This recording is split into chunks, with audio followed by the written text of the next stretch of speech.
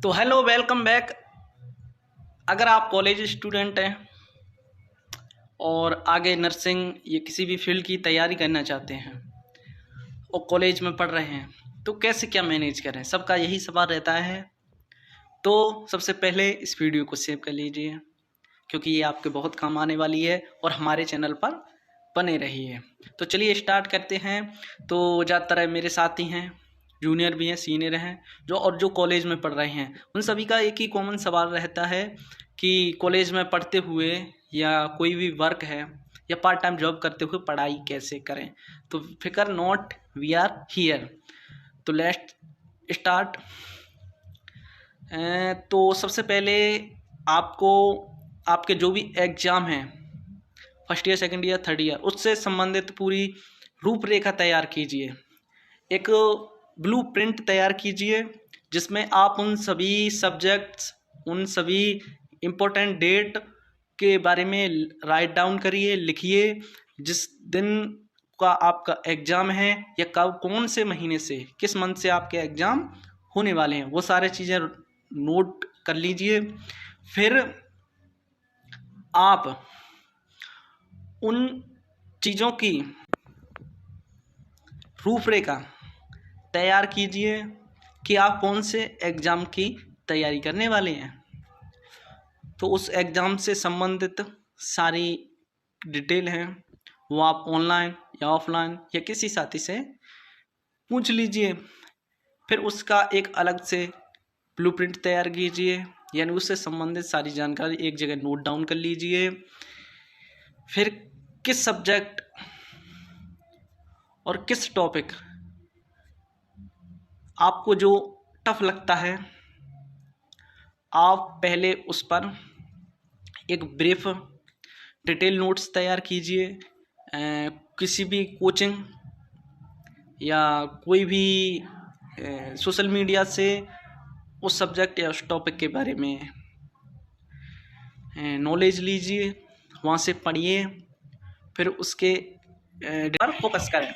हमेशा अपने फाउंडेशन यानी नॉर्मल जो टर्म्स हैं, टर्मिनोलॉजी हैं, छोटी छोटी कोई फॉर्मूला हैं, उन सबको पहले पढ़ लीजिए। जो आपके फाउंडेशन में आता है, आपका फाउंडेशन अच्छा होगा। तो पहले आपको क्लैरिफाई करना होगा कि आप किस तरह के किस एग्ज़ाम की तैयारी करना चाहते हैं।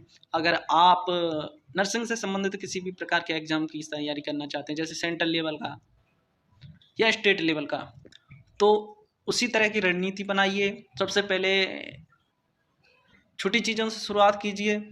पहले थोड़ा पढ़िए, थोड़ा पढ़ने के बाद समझिए और उसे लिखिए। अगर आप ऐसा कर सकते हैं, अगर आप ये करने के काबिल हो गए, आप धीरे धीरे आगे बढ़िए।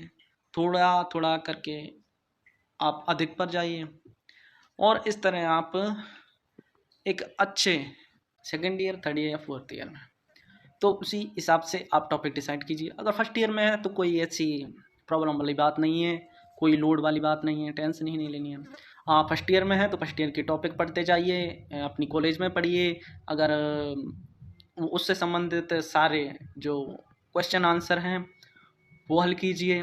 फर्स्ट ईयर में सब ऐसा ही करती रहिए। सेकेंड ईयर में आने के बाद आप फर्स्ट ईयर में भी फर्स्ट ईयर के जो टॉपिक्स हैं उन पर भी पकड़ बनाए रखिए। सेकेंड ईयर में भी बेस्ट करते रहिए और फर्स्ट ईयर और सेकेंड ईयर के दोनों के एमसीक्यू साथ में हल करते जाइए। साथ ही अगर आप कुछ एडवांस करना चाहते हैं तो प्रीवियस ईयर के पेपर हैं, जैसे आप सीएचओ की तैयारी करना चाहते हैं या नॉट सेट की या रेलवे की, तो उससे संबंधित जो भी पिछले साल के प्रीवियस ईयर के जो क्वेश्चन पेपर हैं वो आपको कहीं भी अवेलेबल हो जाएंगे, तो उनको हल कीजिए। आप नॉन नर्सिंग, मैथ, रीजनिंग, इन पर ध्यान मत दीजिए भी। अगर आप पे आते हैं तो ऐसी कोई बात ही नहीं है। और उन टॉपिक पर भी मत ध्यान दीजिए जो आपके सिलेबस में नहीं है और जो आपने नहीं पढ़े, प्रीवियस ईयर की एग्जाम में हैं उन क्वेश्चन पर। तो इस तरह आप थोड़ा थोड़ा करके पढ़ते जाइए। थर्ड ईयर में तो सेकंड ईयर, फर्स्ट ईयर को देखते जाइए। अगर आप फोर्थ ईयर में, लास्ट ईयर में, तो आप कोचिंग ज्वाइन कर लीजिए। अगर आपके कॉलेज में आप डेली नहीं जाते हैं तो कोचिंग ज्वाइन कर लीजिए। फिर वहाँ पर आप अच्छे से पढ़िए और जो आपके फोर्थ ईयर के एग्ज़ाम कब हैं तो उसी के हिसाब से टाइम टेबल बनाइए और पढ़ाई करिए। और एमसीक्यू प्रैक्टिस करनी है टाइम लगा के, टाइमली वाइज जैसे 100 प्रश्न करने आपको 90 मिनट में, तो उसी प्रकार टाइमर सेट कीजिए, सारे MCQ हल कीजिए, और जो भी आपके कोचिंग कॉलेज में टेस्ट ऑर्गेनाइज होते हैं उनको कीजिए, प्रीवियस ईयर के क्वेश्चन कीजिए, ऐसा ही कर दीजिए। ये सारी चीज़ें रिपीट मोड में करते रहिए जब तक कि आपको सफलता ना मिले। तो ऐसी ही तमाम जानकारी और वीडियो के लिए बने रहिए हमारे साथ। Thank you for watching. जय हिंद, जय भारत।